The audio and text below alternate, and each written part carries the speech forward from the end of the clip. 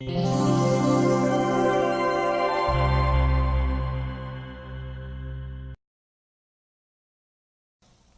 took him golf recently. I thought, I'd never play this game. Old man's game, never do it. But my kids play, so I want to play with them. So I go out, and I do really well. I go out on this one day, and I out-power by my instructor. I'm feeling really proud. The next day, I'm not feeling so proud.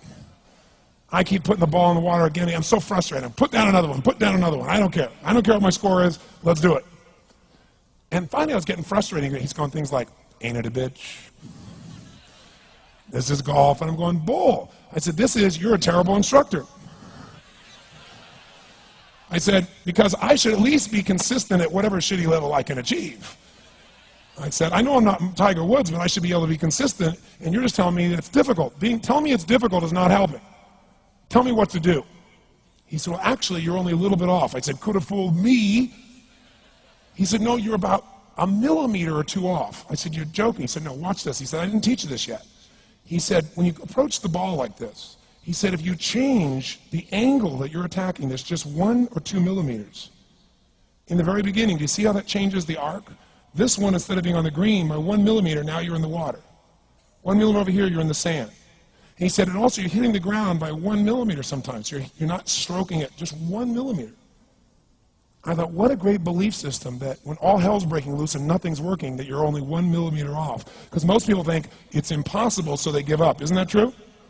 And in real life, it's true. So 2 days later, I'm going to see one of my clients. I do a lot of coaching, and I have a man who's the top plastic surgeon in the world. He's going through some tough times in aspects of his life. But this is a guy that gets paid by Sultan of Brunei $1 million to fly over and do 3 people's faces. He is the #1 plastic surgeon in the world. He can make anyone who's ugly look spectacularly beautiful. He showed me pictures of a woman who's 84 years old. He made her look 40 and gorgeous, no exaggeration.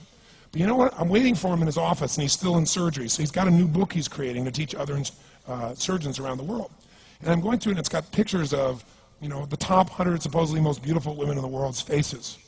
And then men. I wasn't paying attention to that one. I just kept turning the pages, right? But I noticed something. He's got all these measurements. And he has mathematically calculated what it takes to make someone look gorgeous, man or woman. And it's a few millimeters. Interesting. For example, on a woman, the distance between the top part of your lip and your nose, this little distance, the measurement of that, if you're beautiful, gorgeous, is the same size as your eye. If it's 1 millimeter more, you have an average face. If it's 2 millimeters more, you are butt ugly. Okay. The difference between butt ugly and gorgeous is 2 millimeters.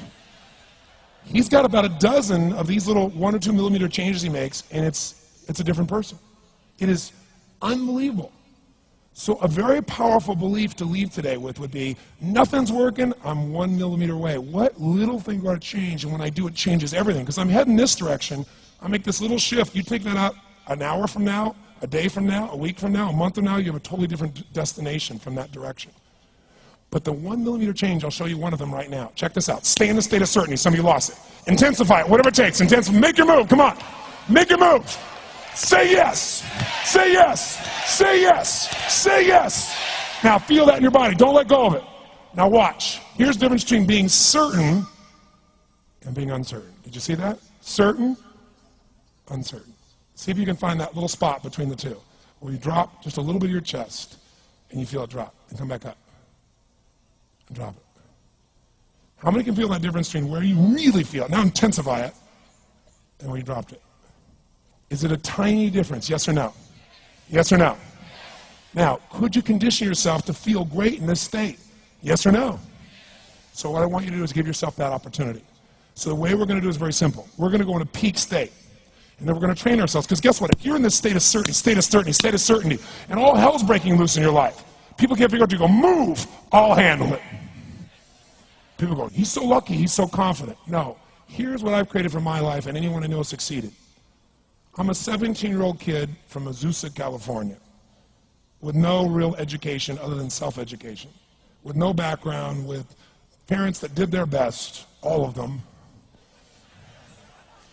with no money, but I did one thing. I love people, and I had an enormous demand I made upon myself, and I sculpted my mind and my emotions to get me to do whatever it would take to achieve and to contribute. But to do that, I did it by using my body and changing my focus. I did it by putting myself in a peak physiology and using what I call incantations. Can you train yourself to believe something, yes or no? Absolutely.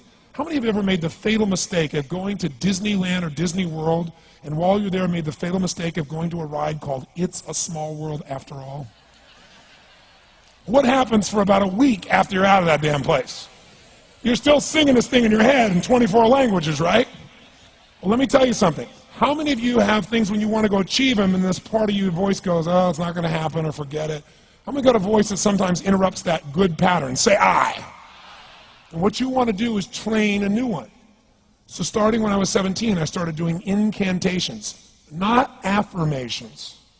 Affirmation, you go, I'm happy, I'm happy, I'm happy, I'm happy, I'm happy. What's the problem? You haven't changed your what? Your what? Physiology. If you don't change your physiology, you won't get anything. So an incantation is not only you speak it, but you embody what you're saying with all the intensity you can. And you do it with enough repetitions that it sticks in your head. Like It's a Small World, now the conversation in your head is always the same and it gives you what you want. So you use your body and your voice. So 17 years ago I started doing things. I was working for Jim Rohn, this speaker, and I was 17 years old. I had long hair, minestrone soup, acne on my face. And I was trying to call on Bear Stearns type of people and convince them why they should go to this man's seminar and be more successful. I was driving a 1968 Volkswagen that I had earned at $40 a week as a janitor. The only way I did it was park far from the building and then go in, and I love people and I believe, but I put myself in state and I was able to influence people that were far more successful than I was at the time. I would do something that I still do backstage and have done for 23 years because I don't hope I'm going to be in a good state, I demand it. So I do an incantation using my whole body. I'd say, I now command my subconscious mind to direct me in helping as many people as possible alive today to better their lives by giving me the strength, the emotion, the persuasion, the humor, the brevity, whatever it takes to show these people and get these people to change their lives now. And I would do that literally driving in my Volkswagen to a meeting in LA on the freeway for 40 minutes. People are looking at me, I'm screaming at the top of my lungs. They're going, I know he's a serial killer, I know he is. But by the time I entered that room, when two people meet, if there's rapport, the person who's most certain will always influence the other person. And I was totally certain, and they were trying to get revved up to certainty. Do you agree with this, yes or no? I do another one because I was poor. I changed my mindset. I kept doing things, but I never got beyond it. I'd say God's wealth is circulating in my life. His wealth flows to me in avalanches of abundance. All my needs, desires, and goals are met instantaneously by infinite intelligence, for I'm one with God and God is everything. And I would imagine the abundance of my life, and I would feel so grateful. And a year later, I went from making $38,000 a year to making $1 million a year in 1 year. Because successful people do what failures won't. You follow me on this? You know?